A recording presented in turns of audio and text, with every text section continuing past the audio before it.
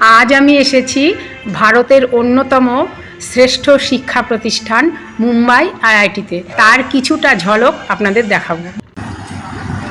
আমি আজকে এসেছি মুম্বাই আইআইটি হোস্টেলে।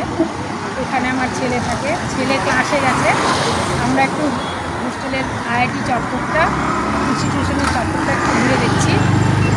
খুব সুন্দর, চারিদিকে বাগান, ছায়া, সুশীতল জায়গা, আসলে ভালোই লাগে।